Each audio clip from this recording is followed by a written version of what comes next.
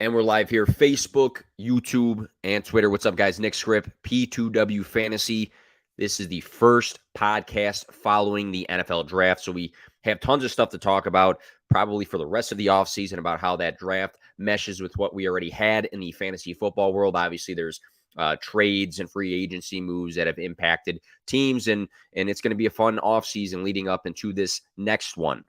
I want to start again by saying, you need to join the P2W Fantasy Patreon. There's so much stuff in there, and I consistently am plugging content on a daily basis in different forms. There's interactions in like the trade chat or people that have questions about other things within their leagues. Very interactive, and I just dropped a 41-page 2023 NFL Draft rookie guide that I thought was pretty good. I think it had a mix of like giving you the details, but also getting to the point with the intention, of course, as always, to help you guys play to win. We have a good show here today. We're talking some winners, some losers, and some rankings following the NFL draft. So stick with me. Go tell your friends about it, and let's get it.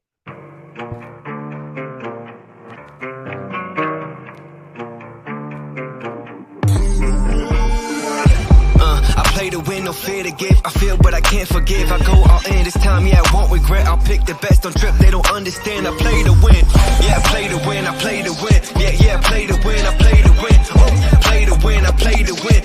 Yeah, play to win, I play to win. I feel like it's been a little bit since I've been able to do a live stream. I do a stream a week. It's been in the office on the lunch break. Here doing a live stream, though, today. A lot of good stuff's happened. On a personal level. Just got engaged, finding a new place. Patreon, I think, is doing well. I think it's going to continue to grow this offseason. And the fantasy football world is just very fun right now, especially with, again, the NFL draft. So I dropped some threads earlier this week talking winners and losers. And I didn't want to be like completely obvious about, who I felt was a winner and a loser after the NFL draft. And I'm talking about players already in the league. So, I'll extensively talk about this rookie draft class. If you follow me on TikTok, a lot of videos there. If you're in the Discord, a lot of talk there on Twitter. I'm dropping stuff all the time. But I want to talk about some guys that were not drafted that were impacted by the NFL draft. So here are some silent winners that I listed off before. Desmond Ridder, zero move by Atlanta for a quarterback that locks in Desmond Ridder as the 2023 starter. Bijan Robinson is going to keep defenses honest for the run and the pass. They did add an offensive tackle in the second round. Offseason, smaller ads of Mac Hollins, Scotty Miller, Jonnu Smith, but they do have that London Pitts stack, and now you have a London Pitts Bijan stack, which I think is pretty solid for a young core. So Desmond Ridder, silent winner. Next, I'm going to say Allen Lazard. New York Jets passed on JSN. I thought they might have made that move at pick 15 for an edge. Mecole Hardman is the target competition outside of Garrett Wilson, Corey Davis. But it's in Lazard's favor, I think, for this target share just because he's had the history with Aaron Rodgers. 168 receptions, 2,216 receiving yards, and 19 touchdowns in 56 games via StatMuse with Aaron Rodgers. So there's a connection there. Corey Davis, I think, is personally, I don't want to make this like a thing, but I think Corey Davis, you can argue, is a better wide receiver when healthy than Allen Lazard, but he doesn't have that Aaron Rodgers connection. So seeing that they did pass on like a JSN at pick 15, and then they added, an edge rush and kind of went elsewhere, I think Allen Lazard was a silent winner in this draft. James Conner, no significant ads at running back. He's left to battle Corey Clement and Keontae Ingram for work. So that's kind of enough said there. Maybe you can say like, well, Keontae Ingram is a silent winner too. Maybe, but I think we don't talk about James Conner just because we know he's not super young and we know that he's been banged up before. 20-plus touches across the last 28 appearances. 5 out of 8 of his final games in 2022, he had 18-plus fantasy points. So James Conner in Arizona, when healthy, has been very good and very utilized. So I think that needs to be recognized. Maybe more of a redraft take, but maybe if you're a contender, I don't think his price is that high at all right now. Obvious winner, big winner, Lamar Jackson, back in Baltimore with the elite tight end Mark Andrews. He has Rashad Bateman, who I think is still potentially a breakout candidate. It kind of depends on if he, what kind of target share he earns. We're bringing in OBJ. I don't think Odell Beckham Jr. is going to be the version of the Odell Beckham Jr. we know at the top of his game. But I think healthy, you don't forget about skill, and you don't forget about an impact that he had, or the impact he had on the Rams. So I think it's a good ad. I don't think he's going to be their wide receiver one, but I do think if healthy, he can provide some extra usage for Lamar Jackson. Zay Flowers drafted 22nd overall, 4.42 speed, over 1,000 receiving yards in 2022 with 12 touchdowns. There's a little bit of rushing potential there. He's a do-it-all receiver. The best receiving core right here that Lamar Jackson's ever had between, again, Mark Andrews, Rashad Bateman, and Zay Flowers. I'm hoping for a good J.K. Dobbins year on top of that. Irv Smith Jr. Now, I'm not going to go crazy here because he's had a disappointing career, but Michael Mayer was mocked all over the place to go to Cincinnati at pick 28. Irv is left to battle Drew Sample, who's kind of been there and had some decent games, but he's not their tight end one. Joe Burrow's 610 passing attempts was the fifth most in 2022. 5 out of 14 of Hayden Hurst's games were 8+ targets, even with Chase, Higgins, and Boyd when Hurst last season was the tight end one. Tony Pollard, another obvious winner, but Zeke's floating in free agency. Pre-draft rumblings of Dallas maybe going after one of the top running backs. They did draft Deuce Vaughn, which was an awesome video because his dad's a scout in that system, but not until pick 212. So they didn't make this, huge investment in a running back. Pollard is coming off a career year in fantasy points, rushing attempts, rushing yards, receiving yards, and total touchdowns. He is, as of today, their RB1 in Dallas, and that's big. Jordan Love received a contract extension. Aaron Rodgers finally moves on from Green Bay. They made an effort to add to the receiving core. They drafted tight end Luke Musgrave at 42, wide receiver Jaden Reed at 50, and tight end Tucker Kraft at 78. Geno Smith, good contender buy in Superflex leagues, in my opinion. I mean, people had like Will Levis and like Hendon Hooker mocked to go to Seattle potentially. Geno Smith got some money in the offseason after a top 10 season in passing attempts, passing yards, passing touchdowns, QBR, and fantasy points per game. Seattle adds the clear-cut wide receiver one in Jackson Smith and Jigba on top of DK Metcalf and Tyler Lockett. And they add, a pass-catching capable back in Zach Charbonnet. So Geno Smith, I don't know why we're not talking about Geno Smith more than we have in the offseason, but got money, had a great season. And now his system gets even more dangerous and in support of him. Geno Smith, contender buy, in my opinion, for Superflex leagues.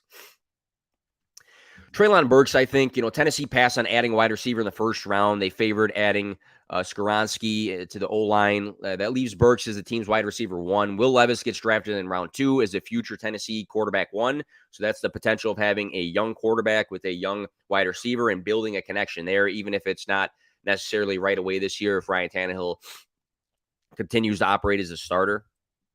Another one, I've seen some people starting to talk about him more. I did like him a lot in college. I felt like in college, his final season, he regressed. He did run the ball more, but he regressed because his system, as far as the weapons go in college, got worse in his last season. That's Sam Howell, QB7 finish in his lone 2022 start. Washington does not draft a quarterback in this. So, you look at the draft and say, hey, they could have in the offseason made a huge push for Lamar Jackson, right? They could have drafted somebody, even if they drafted like a Hendon Hooker. Jacoby Brissett is on the team, and we know he's a capable starter, but I think it's Sam Howell's job at the end of the day. And they added 2 offensive linemen in rounds 3 and 4. I like the combination of Terry McLaurin, Jahan Dotson, who's one of my guys, and Curtis Samuel, on top of having a new offensive coordinator in Eric Bieniemy. So Sam Howell, I think, is a guy that we're not talking about enough as a winner in this draft, and is somebody maybe you should target right now in Superflex Dynasty leagues. Got people in the chat. My guy Chris, what is up?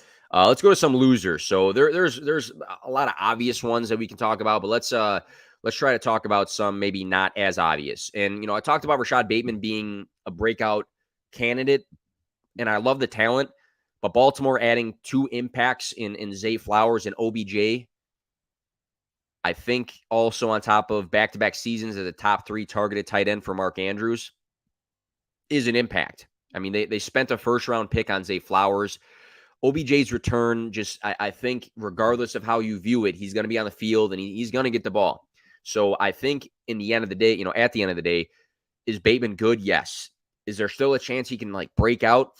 Yes. But I think there is a clear impact here on what his target ceiling could have been before, again, drafting Zay Flowers in the first round and also bringing in Odell Beckham Jr. So, I'm not saying you need to go and panic sell him. I just think it's very obvious that his target share could have definitely been impacted. Super obvious. Tyler Algier, you bring in Bijan Robinson, generational talent, 8th overall investment. Algier was a 5th round pick in 2022. He did have some really nice games at the end of last season when he was getting some volume. I think he just goes from running back 1 on a roster to a running back handcuff. So while he might be a loser, maybe there's like this small buying window where he costs like nothing, but at the end of the day, you're getting a pretty decent running back handcuff to have on your roster, which we know can be useful just due to injuries and if loads become different, due to game scripts, things like that. Donovan Peoples-Jones, I said it. I liked Donovan Peoples-Jones this past season. He was a guy that I was saying to like flex, and I made some good calls on hits with Donovan Peoples-Jones. But then in this offseason, I said, get rid of him. And I stand by that. I think he is a downfield wide receiver that can make splash plays. I think he might be a decent best ball play. But for, dynasty leagues, it comes down to target potential here. He's a burner downfield. Can he make, a 40-yard touchdown play that's going to get him 10 points, or 12 points at the end of the day? Yes. But they did spend a 3rd-round draft pick on Cedric Tillman. And more importantly, they brought in a guy who I still have tons of faith in Elijah Moore, who I think is very talented.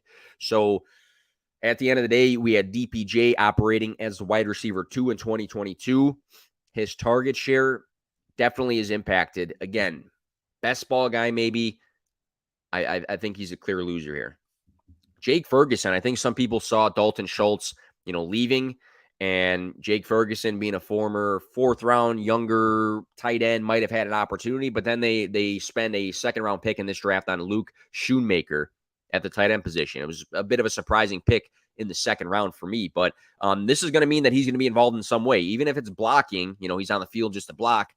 That is going to be an impact on Jake Ferguson because we want our tight ends on the field as much as possible. And when you spend a 2nd-round pick on Schoonmaker and he's battling a former 4th-round pick, I think it's more in his favor to be their guy right now. So Jake Ferguson and me, a clear loser. David Montgomery, while I do recognize Detroit made a move at the end of the day to bring in Montgomery for multiple years, he might be able to get some goal line work. He's still going to get some touches. I think it still will be somewhat of a committee. The Jahmyr Gibbs 12th overall pick investment speaks very loudly to me. All right. It's different than having DeAndre Swift's presence for David Montgomery. So if there was no Jahmyr Gibbs and it was just David Montgomery, I think there was a good chance that this committee was going to be more 50-50 than not.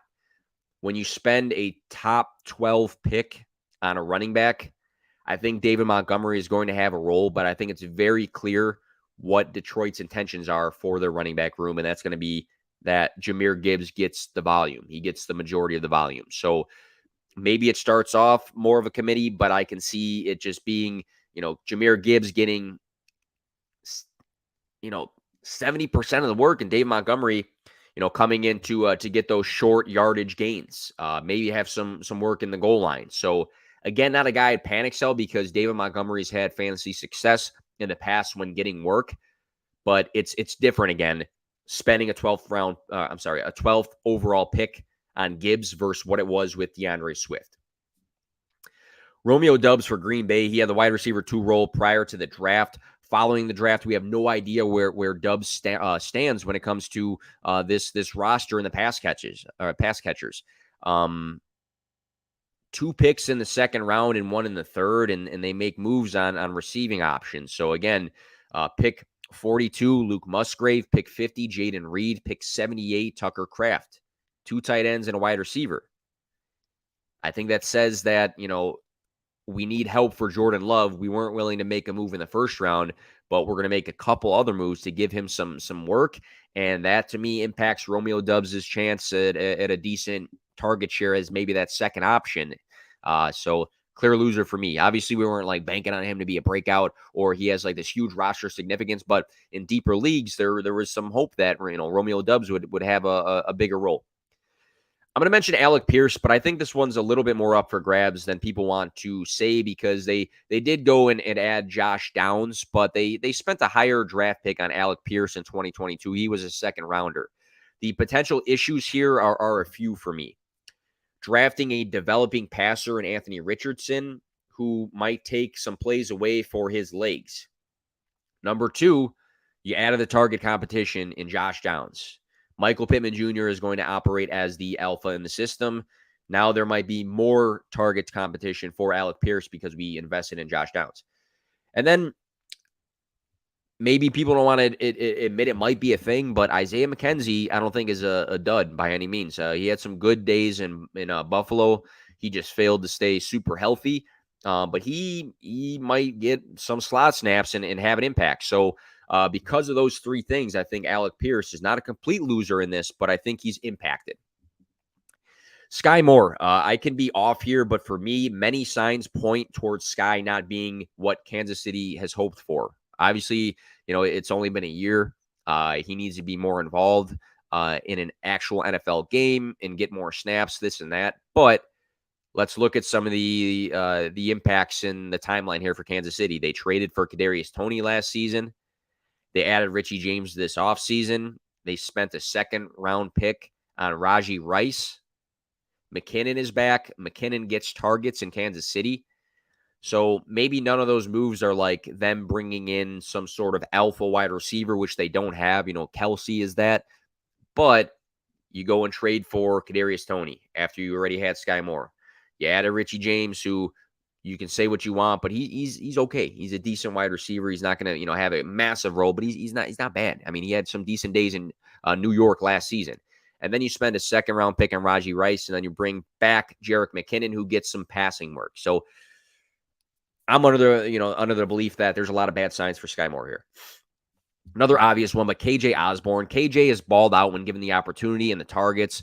A world without Adam Thielen gave people hope for KJ Osborne, even with TJ Hawkinson in the system. You go and draft Jordan Addison as the 23rd overall pick.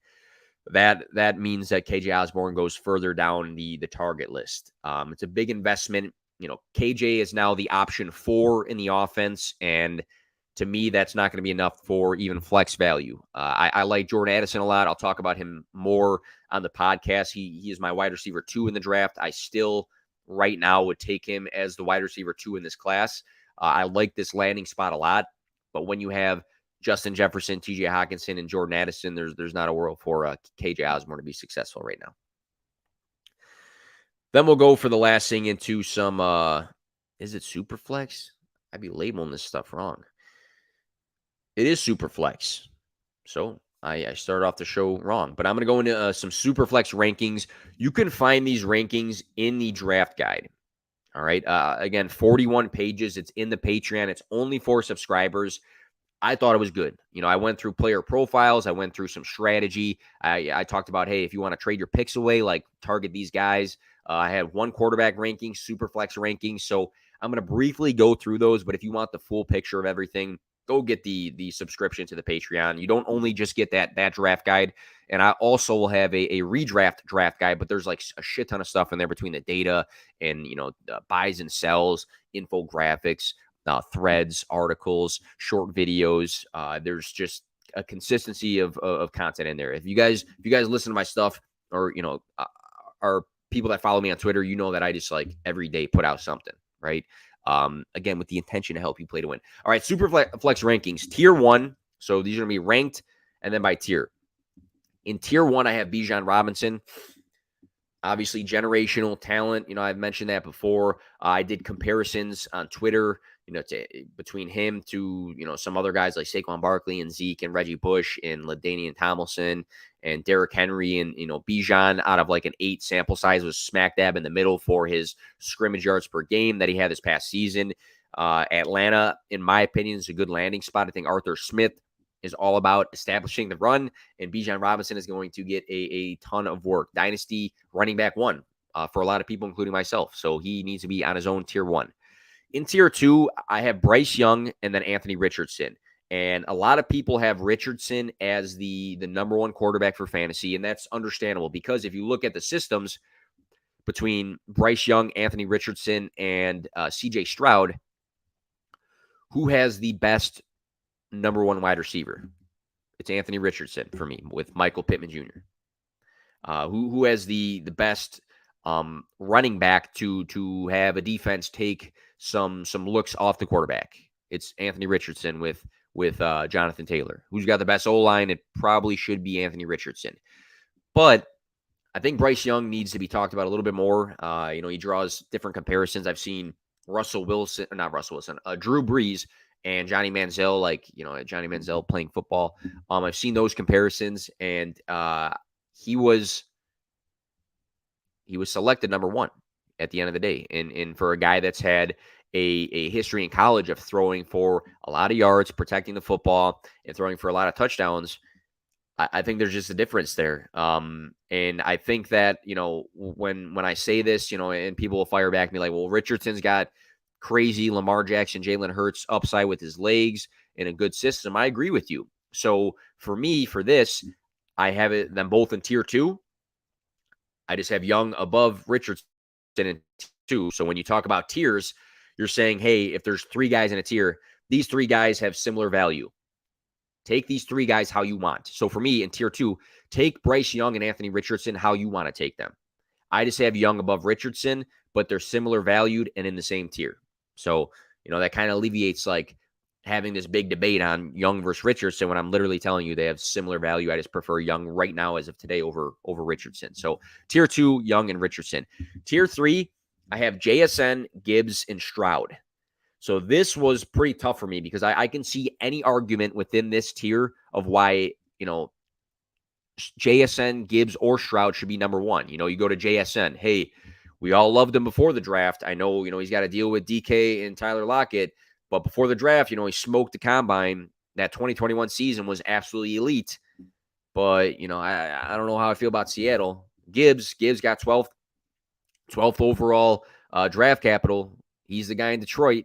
You saw the video of them celebrating getting him. C.J. Stroud, this is a franchise quarterback in a superflex league. The system's being built. He's the franchise guy. It's a superflex league. You can make arguments for all these guys. I just have JSN, Gibbs, and Stroud in that order because JSN, clear-cut wide receiver one for me. Great combine. That 2021 season with Garrett Wilson and Chris Olave, regardless if they played every game, whatever you want to say about that, to me meant a lot. And I think that he is going to get fed still with DK Metcalf and Tyler Lockett in that system by a very competent quarterback. JSN, just from a talent perspective, I have above everybody else in this draft that's not a quarterback, not named Bijan Robinson. So that's my reasoning. Then I have Gibbs, big investment on Gibbs, running back with a lot of potential and pass catching implications. We want him to be Alvin Kamara. Will he be that? We're not sure, but that's like the goals here, or the aspiration for Gibbs. And then CJ Stroud, we got a franchise guy. We got a franchise quarterback in Houston. That's a building offense. So again, similar value to me, all in tier three, JSN, Gibbs, and Stroud. Tier four, I have Jordan Addison, and Quentin Johnston. Jordan Addison, to me, was the wide receiver 2 in this class, so I'm comfortable putting him above everybody not named JSN. And Quentin Johnston has a tie to Justin not Justin Jefferson, that's Jordan Addison. Quentin Johnston has a tie to Justin Herbert, which for dynasty purposes is great, right? We love Justin Herbert in dynasty. Keenan Allen and Mike Williams are older wide receivers. I think Mike Williams is like 27, 28. Keenan Allen's like 30, 31, whatever he is. They're both veteran wide receivers. So for the long run, Johnston has, the chance at 10 years of Justin Herbert. But I like Jordan Addison's talent more. I think being in a system with Kirk Cousins, who's coming off of a good season. I think he was the 5th. He ranks 5th for passing attempts, which is good. There's good volume there, even with TJ Hockenson and Justin Jefferson. A lot of focus is going to be on Justin Jefferson. And even TJ Hockenson, I think, Jordan Addison is going to thrive in that Minnesota offense. So I have both these guys against similar value, tier 4, Addison and Johnston. Tier 5, I keep juggling this, but I have Kincaid and Flowers. And a lot of people argue it should be Flowers, and I get that. First round pick. A lot of people were really, really hyping him up right before the NFL draft. I know there's some executives coming out and having quotes that he was the second best wide receiver in this draft. And I do like Zay Flowers. There's just a lot. There's target competition there. There definitely is. There's the target competition of Rashad Bateman and Mark Andrews, and then Lamar Jackson being a running quarterback. I do like Zay Flowers a lot. But Dalton Kincaid, I think, has a very, very special opportunity, and that's the reason I put him here. Tight ends are a shit show at times, but two things stand out. Number one, Josh Allen. The tie to Josh Allen for a long period of time. If you had to pick quarterbacks in the league, Josh Allen might be number 1, number 2, number 3, right? Pick your tight end to be tied to a quarterback. Josh Allen. Kincaid is a pass-catching tight end. He's maybe not as complete as Michael Mayer is for me, but he is a pass-catching tight end in one of the most high-powered offenses in the NFL. And he draws first-round draft capital, which is huge. I'm not a Gabriel Davis fan. I think he has good games. I think he will have good games.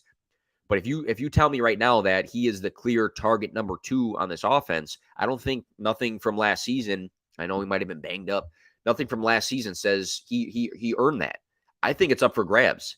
So maybe some games it is Gabriel Davis, but maybe some games it's Dalton Kincaid. And Dawson Knox still is going to get some field time, red zone situations, maybe snipe some touchdowns. That might be annoying. Bigger guy. He's just not the pass catcher that Kincaid is. And I think Kincaid just has this very special opportunity to be a very impactful dynasty tight end. And there's not a lot of them. If you go down the list, I was doing my rankings yesterday for the Patreon. It gets really murky, man, for the tight end position. Once you're like, I don't know, you go down the list. I don't have it in any specific order right now. I'm not going to drop the whole rankings, but Pitts, Kelsey, Andrews, Hawkinson. You can talk about Kittle and Goddard. They got a lot of, target competition there. Pat Freiermuth, I like a lot. Dalton Schultz, could he be the number 1 target for CJ Stroud? I don't know. I mean, that would, impact his value. But Kincaid's going to be, without touching a football, in there somewhere, right? I mean, he's got a very, very nice opportunity. Tier 7, I have Devon Achane, Sam Laporta, and Kendre Miller. I think Devon Achane is a very, very quick, agile, explosive running back that has an opportunity to just fit in well to this Mike McDaniel system that has 2 of the fastest wide receivers in the league, and Tyreek Hill and Jalen Waddle. I think he fits in with what they want to accomplish and just having all this flair and speed. I mean, Raheem Mostert, a lot of speed, not a lot of health. Jeff Wilson, a dog in the red zone, scores touchdowns, has good games, not a lot of health. And neither one of those guys are very young. So Achane, maybe it's not consistent, maybe it's not right away, but I think he has a special opportunity in this offense. Sam Laporta, another, pass-catching tight end. I was surprised that he went as the tight end 2 in this draft, but good opportunity in Detroit. You get rid of TJ Hawkinson. Jameson Williams is betting on shit in the facilities and gets suspended. He's got an opportunity for, at least 6 weeks to get some targets there. And I think that to me is appealing again because tight end is such a wild position to try to address if you don't go heavy in your draft. And I think he's got a nice opportunity, and they spent some decent capital on him.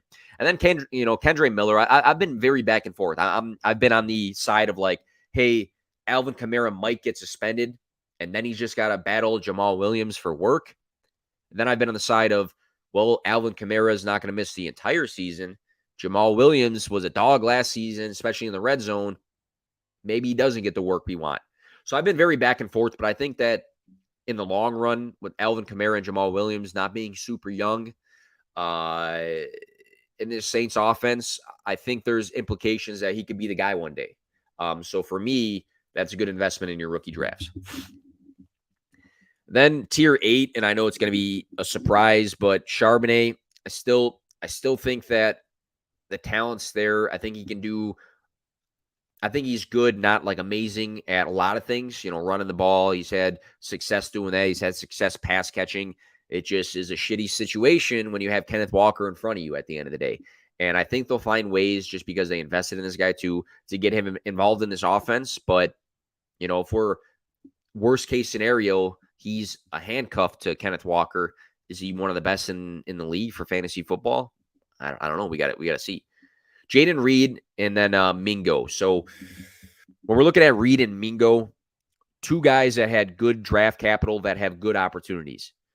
The Packers, you got Christian Watson, who should be the most dangerous on the roster. I don't know if he's going to consistently draw 10 targets a game, but Reed's got a good opportunity with Jordan Love. I mean, it is what it is. Shout out to Reed, too. I think he's from like Naperville, Illinois. I'm from Plainfield. My girl's from Naperville. And then Mingo, you get connected, as this big wide receiver with the number 1 pick in the draft in Bryce Young. And you have to battle Adam Thielen and DJ Shark. Good wide receivers at this point in their career. Not, necessarily elite. So because Reed and Mingo have these very strong opportunities in good draft capital, I put them above some other guys that everybody's loving right now, like Josh Downs. I really like Josh Downs.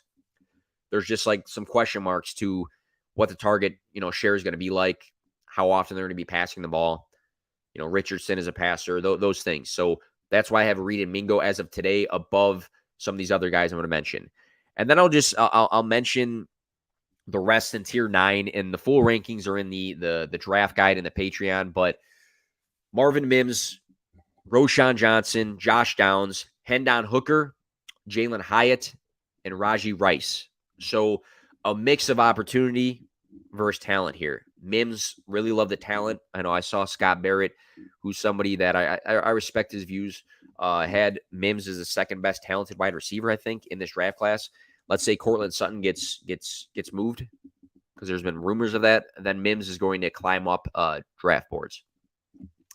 Roshan Johnson, say what you want about Khalil Herbert and Deonta Foreman. Both have shown us very good games. Foreman to me has been a dog. He's been awesome, filling in for Derrick Henry and filling in for Christian McCaffrey once he got traded. But Roshan Johnson has two guys that are not as good as the guy that he competed with in college, which is Bijan Robinson, ahead of him. Josh Downs, love the videos, love the hype. There was mocks that had him going super high. I think he's very talented. It's just, again, the question marks of Richardson as a passer, the volume that's going to be there. Him versus Alec Pierce versus Michael Pittman Jr. What's the target share going to look like? But again, the talent's there. Hendon Hooker, maybe one of the better stashes to have for the quarterback position. What if they move on from Jared Goff after the season? I love Goff. If you follow me, I love Jared Goff. But it's a good system to be part of when you got Amon-Ra St. Brown, Jahmyr Gibbs, David Montgomery, just drafted Sam Laporta, Jameson Williams. I mean, it's a good system to be part of. It's a good offense. Jalen Hyatt, great opportunity. There's a bunch of mediocre New York Giants wide receivers, a bunch of guys that are like good, not great. Isaiah Hodgins, brought back Darius Slayton. They brought in Paris Campbell. Darren Waller might be the number 1 target there. I think Hyatt, being the Boletnikoff award winner from this past season, meaning he was the nation's best receiver. He won that award.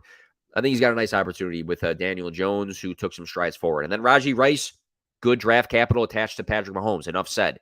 Kadarius Toney, Sky Moore, MVS, those are not world beaters when it comes to getting the potential for work. So Raji Rice, very, very unique opportunity with Patrick Mahomes. That'll do it for this podcast. So, guys, again, I really want to push the Patreon.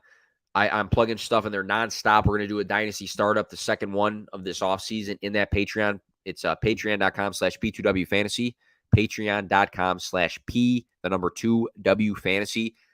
I am consistently putting stuff in there, a lot of interactions as well. And I think it's worth $5 a month, because at some point this weekend, you are going to spend $5 on something you'll probably never see again, whether it's like something from McDonald's or whatever the case is. So worth your subscription. Go hop in there. Go check out the draft guide when you do. And again, appreciate you guys tuning into this podcast and listening to me ramble. I got to start getting more people on the show, which I will do eventually. It's just been a complex kind of schedule for me. But I'm always here again, consistently trying to help you guys play to win. Enjoy the weekend.